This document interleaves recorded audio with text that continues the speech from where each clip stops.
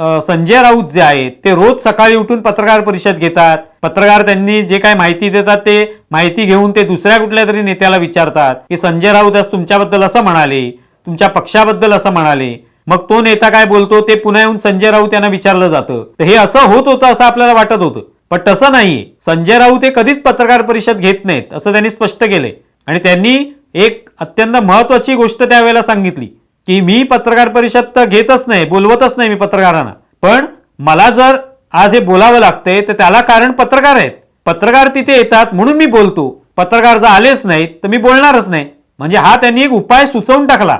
अनेक लोकांचं म्हणणं आहे की संजय राऊत सकाळी येऊन कशाला बोलतात, त्यांची भाषा पहा, ते खालच्या भाषेमध्ये अनेक वेळेला बोलतात, तर त्यामुळे त्यांचे पत्रकार परिषदा बंद व्हायला पाहिजेत. की पत्रकारच जर माझ्याकडे येत असतील तर मी काय करणार, ते आलेच नाहीत तर माझं कोणीच ऐकून घेणार नाही किंवा मला बोलावंच लागणार नाही. त्यामुळे इतका सोपा उपाय त्यांनी सांगितलेला आहे.